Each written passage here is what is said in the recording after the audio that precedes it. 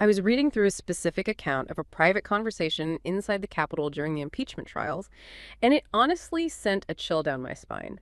Imagine the scene. A senior senator, a member of leadership, finally admits to his colleagues that he is leaning toward voting to convict. He is ready to stand on principle. You would expect the pushback to be about political strategy or maybe the debate on the Constitution, but that's not what happened. Instead, the mood in the room instantly shifted to something much darker. His colleagues didn't argue the law, they urged him to reconsider for his survival. Think of your personal safety, one said. Another bluntly warned him, think of your children. The fear was palpable, and eventually the senator decided they were right and backed down. But then you look at the public stage and things take a bizarre, almost schizophrenic turn.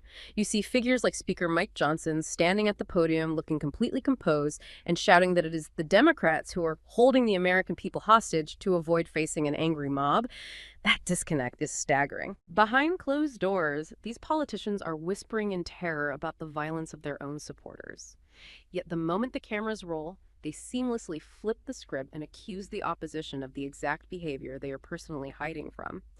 It really makes you feel that this outrage isn't just political theater. It is a desperate psychological trick, a loud, chaotic performance designed to drown out the ringing cognitive dissonance of their own fear. That anecdote is just the perfect entry point for what we're talking about today. It really is. It shows this incredible, almost terrifying pressure cooker that modern politics has become. Yeah, you can feel the tension. You can feel that internal conflict. Exactly. And then you see the immediate public misdirection, the performance. It's all designed to resolve that tension you're talking about. So the outrage, the accusations, it's a tactic. It's to manage something internal that they can't handle. Right. It's more than just, simple projection, though. It's a very specific, almost reflexive mechanism that gets used under extreme stress. It's become the default setting for avoiding accountability. That's the one. And that's exactly why we need to dissect it. I mean, if we're going to put a formal name on it, we could call it projection by misplaced accusation. It's a bit of a mouthful. It is, yeah. So for our purposes, and because some analysts have used this term, let's go with something faster, more memorable. Let's call it blamodrama. Blamodrama, I like it. It's that political strategy of taking a real, often a colorable accusation like being held hostage or facing violence, and then you deliberately apply it to a softer, more convenient target. Instead of the person or group that's actually responsible? Exactly. The whole point is to generate maximum public outrage, while at the same time completely eliminating the accountability that the original powerful actor should be facing. Okay, so our mission for this deep dive is to really unpack this blamodrama. Right. We're going to start at the root of the issue, look at the psychological foundations that make all of us so vulnerable to it. And then how it gets amplified. Exactly. We'll explore the digital ecosystems that accelerate it, and then we'll look at the historical, strategic purposes it serves, from local policy fights all the way up to international conflict. The goal here is to give you a framework, a way to recognize the trick the moment you see it happening. That's the plan. All right, so let's start where this all begins, which is, inside our own heads. Yeah. Because a politician yelling on TV only works if it's tapping into something that's already there in all of us. That's exactly right. Especially when we view politics through this lens of loyalty. This whole deflection thing is really about reinforcing your own group, your in-group, by shifting blame. That's the key. The human mind is incredibly adept at protecting itself. And the political sphere, the shield it throws up is called motivated reasoning. Motivated reasoning. Yeah. It's this tendency that, frankly, we all share. We process new information, arguments, facts, data, and we find the conclusions we want to believe. Well, we find them overwhelmingly more compelling than the ones that challenge us. So it's not that we're just ignoring facts we don't like. It's more active than that. Oh, it's much more active. Scholarly analysis suggests it's a truly combative process. We're not just passively avoiding information. We are actively constructing these detailed mental counterarguments. We're trying to dismantle anything that threatens our current worldview. That sounds genuinely exhausting. I mean, you're saying we're doing all this intellectual work just to stay comfortable in our beliefs. Why do we spend so much energy resisting facts? It seems like a lot of work, but the reasons are really deeply rooted in self-preservation. You could call it the sunk cost of belief. The sunk cost of belief. Okay. Yeah, we defend our beliefs for, let's say, 3 main reasons. And all of them are about protecting our sense of self. So what's the first one? First, Our core attitudes, they aren't developed on a whim, right? They're formed over years of deliberation, experience, reading, talking to people. They're the foundation of how we see the world. Exactly. So logically, it makes sense that we'd be resistant to changing them based on one little piece of contrary evidence. They're the scaffolding of our understanding. Okay, that makes sense. You don't just tear down a whole building because of one cracked brick. Precisely. And that leads to the second reason, which is the raw cognitive effort we've already spent. The sunk cost fallacy itself. Right. If you change a core belief, you're admitting that all the time in intellectual energy you invested in gaining and defending that belief, that sunk cost was, well, it was essentially wasted. And nobody wants to feel like they've wasted their time or their effort? Nobody. We are incredibly unwilling to let that previous cognitive effort go to waste. It's a classic fallacy just applied to our mental energy and our sense of intellectual competence. All right, so we've got the foundational beliefs and the sunk cost. What's the third reason? The third reason is, I would argue, the most powerful fuel for blamodrama. It's the simple desire to maximize our own self-worth. Our ego. Our ego. If politics is part of your core identity, finding out that you are fundamentally wrong about a belief or that your chosen side is acting poorly, that is a profoundly unpleasant feeling. It's that feeling in the pit of your stomach. That's it. It triggers massive cognitive dissonance, that sickening ringing sound in your head when you're holding two contradictory ideas at the same time. And motivated reasoning is the painkiller for that. It's the off switch. It works to silence that internal noise by just dismissing the contradictory information. It protects our ego, protects our self-identity. It makes the ringing stop. And the political system, the actors in it, they know this vulnerability inside and out. Oh, intimately. Let's walk through a case study here to make it concrete. Let's talk about the story of Frank. Okay. So Frank is a lifelong partisan. He's deeply identified with his political team, lives in a swing district. And let's say he works as a federal agency contractor. His job depends on the government running. Okay, I see where this is going. Now, here comes the dissonance trigger. His party's leadership, and they hold the majority in Congress, they refuse to compromise on the budget. And that triggers a government shutdown. So Frank's paycheck stops. Frank's paycheck stops. The objective, measurable fact is that Frank's own team is directly responsible for his immediate hardship. This is the moment where Frank should be questioning his loyalty. The dissonance is screaming in his ears right now. Right. And this is the exact moment the politician, the master of blamodrama, steps in to offer him a solution. An easy way out. Exactly. Frank's senator goes on television and shouts that the opposition is uniquely evil, that they are the ones holding families like Frank's hostage to destroy the country's values. So now Frank has a choice. He's faced with two choices. One is agonizing and one is simple. The agonizing truth is that his own side is using his livelihood as a bargaining chip. That means he might have chosen the wrong team, wasted years of support. Which would be a massive blow to his identity. A huge blow. Or there's the simple lie. The opposition is uniquely nefarious, and they are the source of all evil. And it is, psychologically. I mean, it's just far easier for Frank to accept the simple lie. Of course. He gets to keep his in-group identity, he silences that ringing cognitive dissonance, and he can redirect his very legitimate anger outward onto the scapegoat he's just been handed. And that shift is everything in modern politics. It's the move away from a rational choice model where citizens are supposed to evaluate which party gives them the maximum payoff to an expressive identity model. If Frank were totally rational, he'd switch parties the second his paycheck stopped. He absolutely would. Yeah. But when partisanship becomes a social identity, a part of who you are, then challenging that identity invokes these strong, negative, almost tribal reactions. It stops being a policy choice you can adjust, like changing your mind on taxes. Right. It becomes a fundamental challenge to who Frank is as a person, to his values, to his community. When political identity is tribal, the need for conformity and loyalty just overwhelms any kind of factual assessment. Which means motivated reasoning turns citizens into terrible political analysts. That's a good way to put it. They develop what researchers call an inaccurate factual tally. An inaccurate factual tally? Yeah. They'll instinctively dismiss objectively good evaluations of the opposition party's performance, and they'll reject any information that shows their preferred party is underperforming, their mental ledger. It only has entries that confirm their existing biases. What really turns this whole section on its head for me, though, is the finding about informed citizens. You'd think, right, that the more you know, the more of a political sophisticate you are, the better you'd be at navigating this stuff. That's the conventional wisdom. We frame education as the antidote to political distortion. We do. But the research shows something completely counterintuitive and, frankly, pretty alarming. Greater political knowledge actually correlates with more bias in processing political arguments, not less. Wait, hold on. You're telling me that being smarter or more informed about politics makes me more likely to stick my head in the sand? That's what the data suggests. That flies in the face of everything we think about the value of education and critical thinking. How? How is that possible? It all comes down to cognitive resources.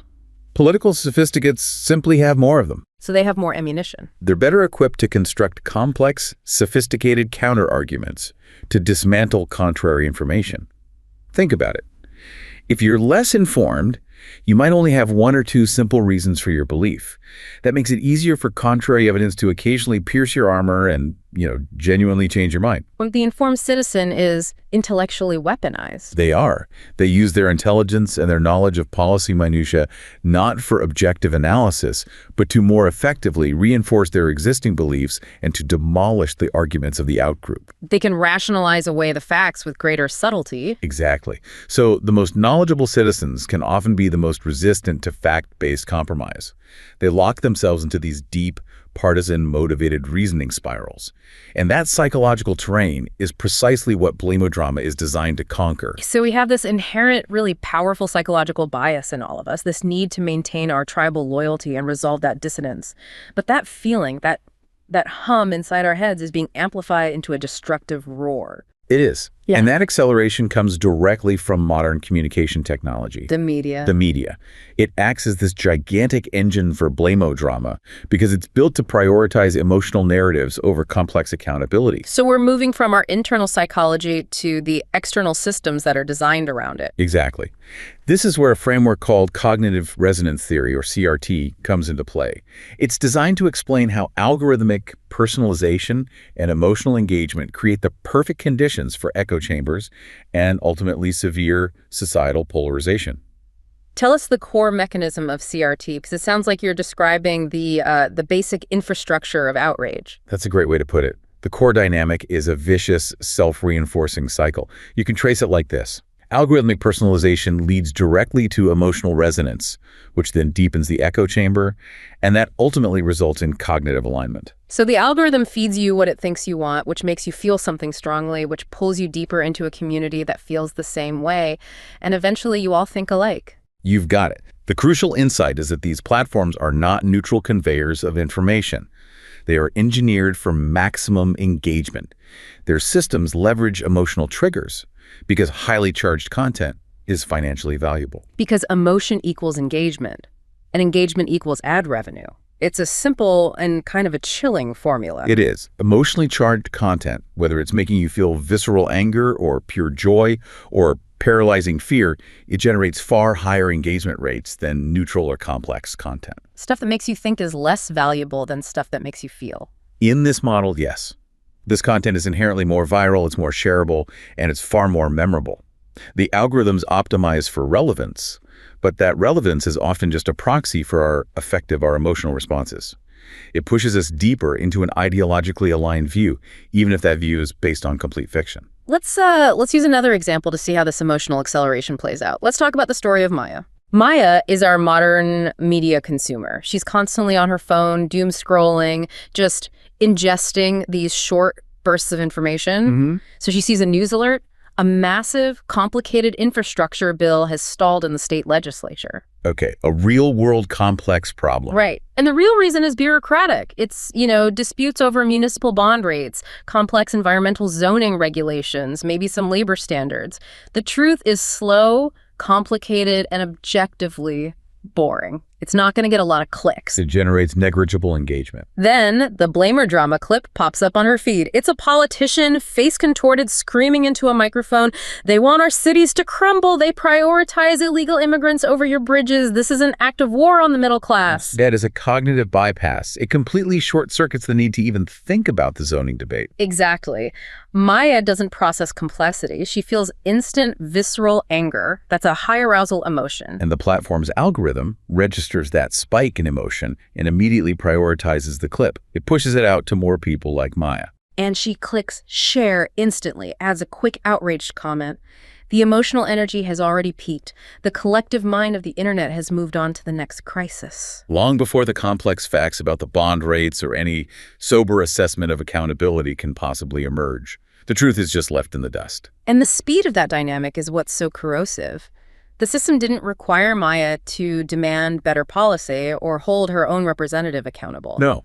It just rewarded her for instantly accepting a simplified scapegoat narrative. It protected the actual political actor who might have been responsible for the legislative failure in the first place. When we talk about these closed information environments, we hear two terms a lot: filter bubbles and echo chambers. It feels important to clarify the distinction here. Are they just synonyms? They're related, but the mechanism is different, and that distinction is really crucial for understanding this acceleration engine. Filter bubbles are mainly a passive phenomenon. They result from algorithmic curation. The platform silently selects content for you based on your presumed preferences, often without you even being aware of it. It just isolates you. But echo chambers are different. Echo chambers rely heavily on active user engagement and social reinforcement. They are self-reinforcing communicative spaces, forums, groups, comment sections, where users are repeatedly exposed to like-minded content, and critically, they actively affirm each other's beliefs. So filter bubbles are what the algorithm does to you, and echo chambers are what the community does, reinforced by that same algorithm. The community validates the outrage. Precisely.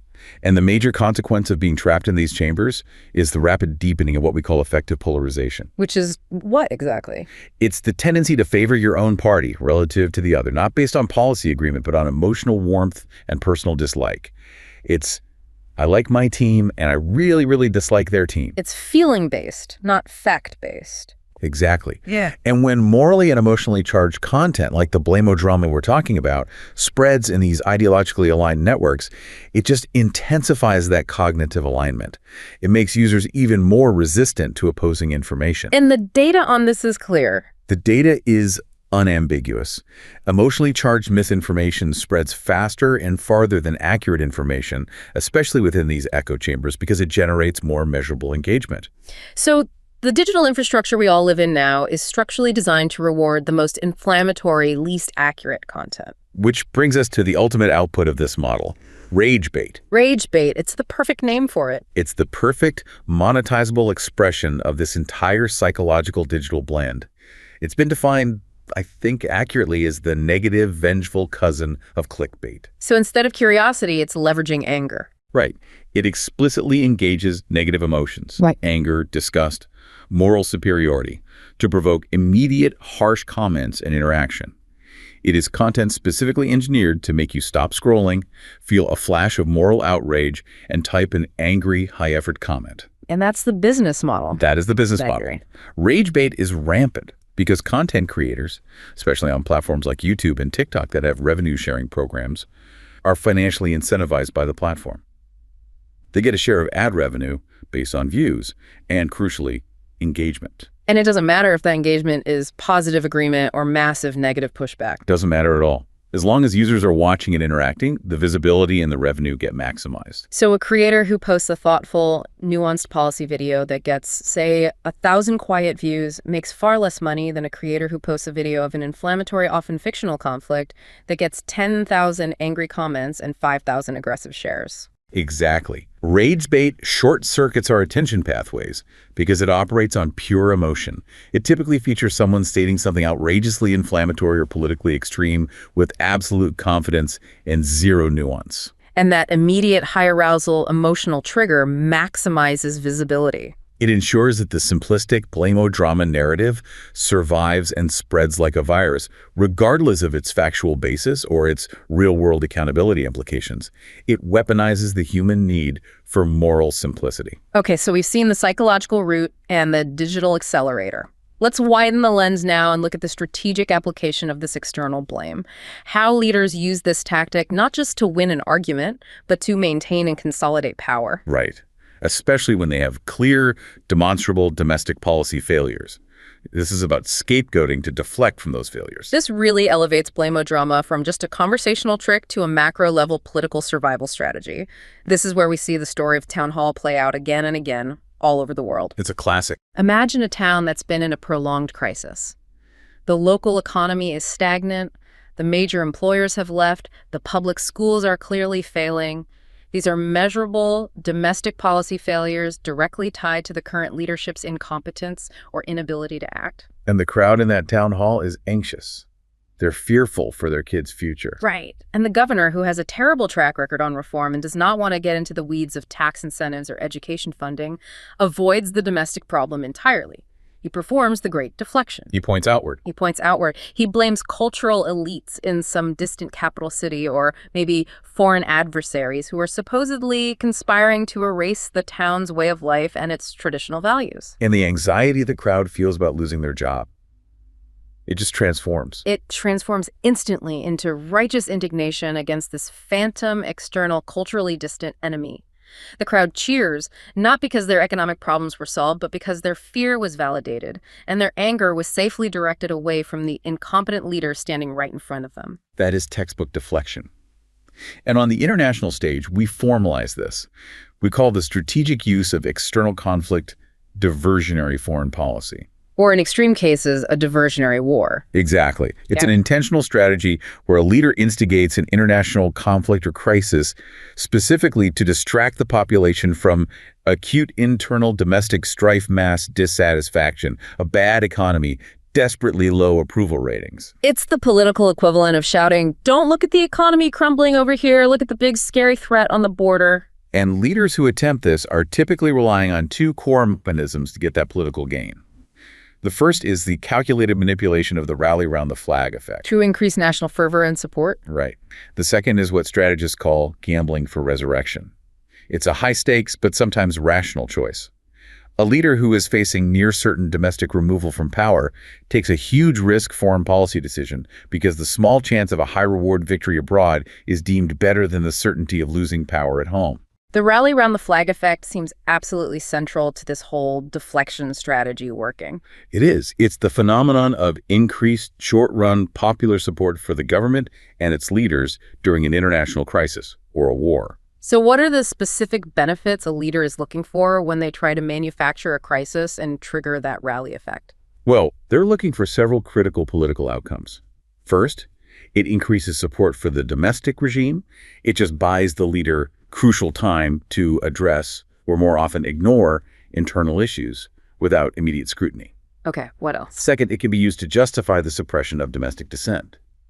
You can paint any critics as unpatriotic or as collaborators with the enemy by manufacturing external tension. It's a powerful silencing tool. Very powerful. Third, it effectively distracts the population from the original causes of their dissatisfaction, the failed domestic policies we were talking about. And maybe most importantly for blame-o-drama, it unifies the country by creating a definitive outgroup, an external enemy. That gives the population somewhere else to direct their dissatisfaction besides the government itself. And the data showing the power of this effect it's undeniable, right? We mentioned earlier that after the September 11th attacks, President George W. Bush's approval ratings soared by nearly 40 percentage points. A massive jump. But we see this effect in smaller doses too. You can look at Prime Minister Margaret Thatcher in the early 1980s. She was facing very low approval ratings, severe economic problems at home.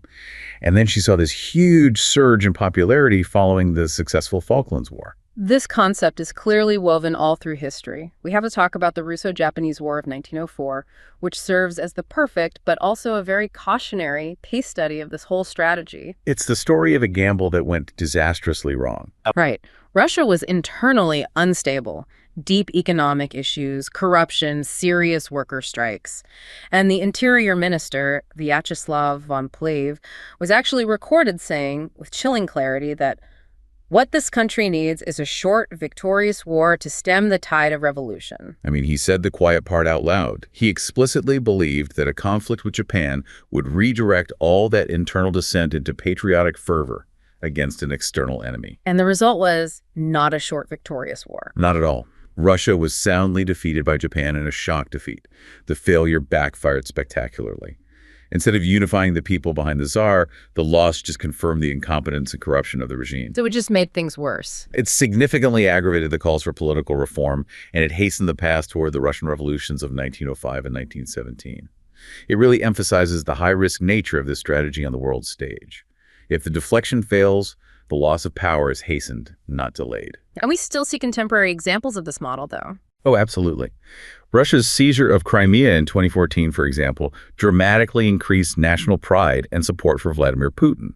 That was a successful use of the rally effect to deflect from internal economic and governance issues. We also see how disputes like the Senkaku-Diaoyu Islands between China and Japan can be strategically escalated by leaders to divert attention from negative domestic events, like corruption scandals, using nationalistic fervor as the blame-o-drama vehicle. Well, so the pattern is global, and it's persistent. Using external tension to avoid internal accountability is still a powerful, if ultimately destabilizing tool for leaders facing pressure at home. It is. All right, so we've covered the psychological, the digital, and the historical strategic deployment of blame. Let's bring the focus back home now to domestic accountability and look at how this blame-o-drama operates across different levels of government using some concrete data. Okay. Democratic accountability is supposed to rely on a pretty straightforward concept. Voters punish representatives for disliked policies through what's called retrospective voting. You did a bad job, so I'm voting you out. Exactly. But as we've established, the U.S. separation of powers system, national, state, local, it makes assigning blame really cognitively demanding and complicated. And this complexity is what politicians exploit.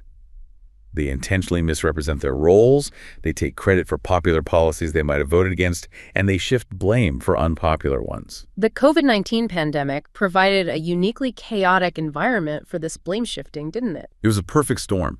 Policy decisions, mask mandates, business restrictions were constantly being made, sometimes at the federal level, sometimes by the governor, sometimes by the mayor. It created a perfect testing ground for seeing how partisans assign blame. So the key concept that ties this messy reality together is something called selective attribution. That's right. And it's the finding that even when partisans agree on objective facts, like, for instance, they both acknowledge that local businesses are suffering, they will disagree vehemently on who is responsible. They consistently blame the out party and shield the in party. And the policy study you're referencing confirmed that respondents significantly blamed policies they opposed on officials who did not share their partisanship.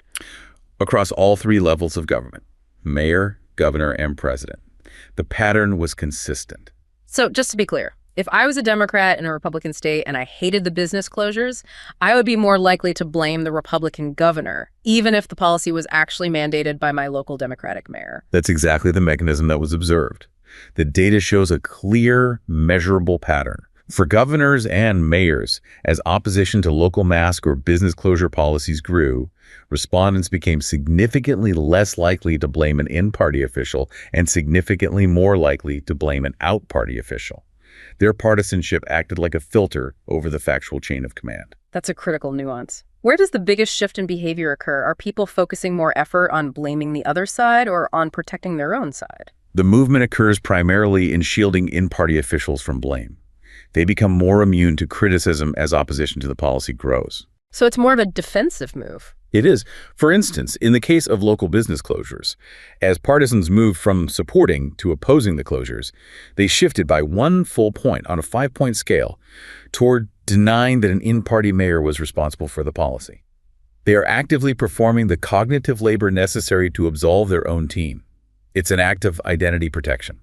And I'm guessing this pattern was the most extreme at the highest, most politicized level of office, the presidency. It was absolutely starkest when analyzing blame directed at the president, who at the time was Republican Donald Trump. Selective attribution was enormous. As opposition to local mask policies grew, the Republican president received dramatically more blame from out-party members, Democrats, and was rigorously shielded by in-party members, Republicans. And the substantive shift was big. Astounding. The shift among Democrats was astounding. They shifted their blame attribution by 3 points on a 5-point blame scale when they opposed local mask mandates. 3 points on a 5-point scale. That's not a minor adjustment. It's a gigantic substantive shift in blame attribution. It's directed solely at the opposing party president, and it demonstrates a massive leveraging of partisan identity to assign responsibility.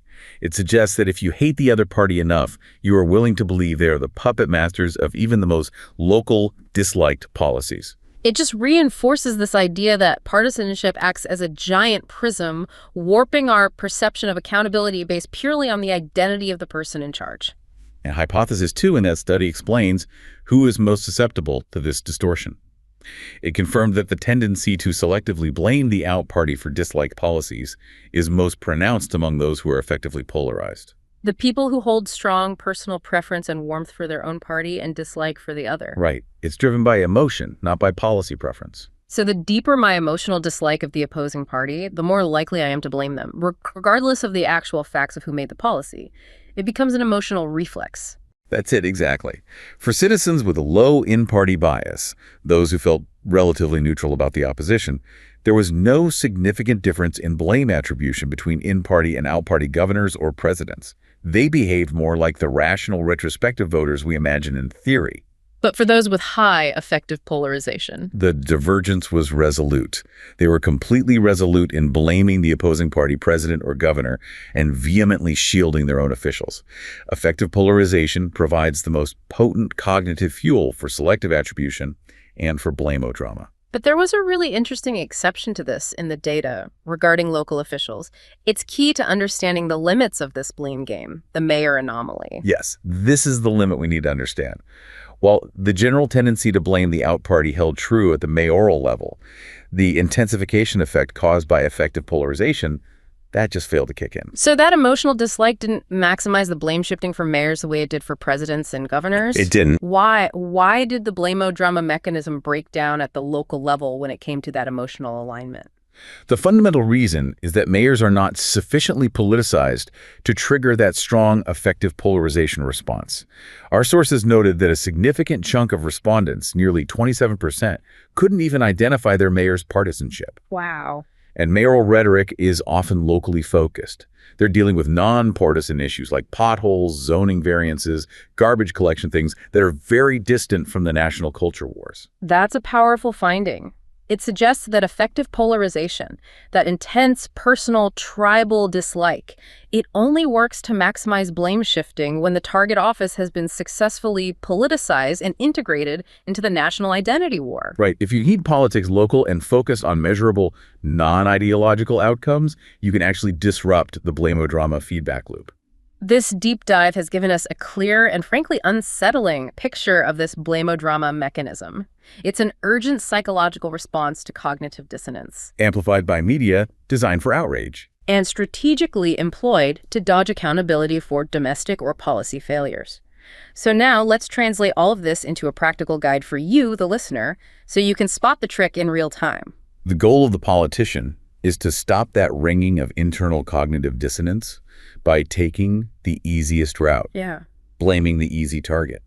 To neutralize the trick, you have to be able to spot the 3 steps of the flip. We'll call it the Spot It Guide. 3 questions you should ask yourself whenever you hear a loud, aggressive, or emotionally charged accusation from a politician. The first question to ask is, original act. Who actually did the thing? Peel back the accusation and identify the initial behavior or policy failure. Just because someone blames first doesn't mean they're the victim. You have to pinpoint the source. Okay, that's step 1. What's step 2? Second ask, easy target. Who's being accused? Is the focus on the softer, more convenient, or less powerful target? The one who is ideologically distant but functionally less responsible for this specific crisis. And the third and most important question, flip consequence. What got flipped? Are they accusing the other side of the exact behavior, threat, or concern that they themselves are secretly dealing with, actively promoting, or are demonstrably responsible for? And what is the intended consequence of that flip? Is it to gain a policy concession, or is it simply to retain power? Let's apply this guide right now to the quote that opened our deep dive, the one from Speaker Mike Johnson about the government shutdown. They're willing to hold the American people hostage so they don't have to face an angry mob. Okay, let's run it through the guide. Original act. Yeah. Who actually created the threat of the government shutdown and the crisis of families being held hostage? House GOP leadership. They initiated the brinkmanship over government funding using the closure threat as leverage. Okay, easy target. Who is being accused of holding Americans hostage? Democrats, the ideologically distant opposition. And now, flip consequence. What got flipped? This is where the anecdote you started with comes right back in. The Republicans are simultaneously deflecting blame for the funding crisis and deflecting blame for being held hostage to the violent, angry portions of their own base. The fear that caused the senator in that private meeting to reverse his conviction vote. Exactly. They take their own existential anxiety, the angry mob demanding loyalty, and they project that fear onto the opposition, accusing the opposition of the same hostage tactic they are using. The consequence is successful deflection from accountability and, the normalization of governance by crisis. The trick works because the politician is taking a legitimate internal anxiety, the fear of their own violent supporters, and projecting it outward. They're blaming the opposition for a fictional angry mob that they themselves are desperately trying to appease or just hide from. And this is why blame-o-drama is so politically potent, why it sells so well. It's first and foremost simple. Because of emotional resonance, people remember the first, loudest, simplest accusation, not the slow, nuanced, complex correction. It's also emotional. Anger and fear stick better in the memory and generate higher engagement than complex legislative nuance. And critically, it's safe. It is always less risky to punch down at the easier political target, the opposition, than to confront the real, powerful faction or ideology within your own ranks that demands violent loyalty and refuses compromise.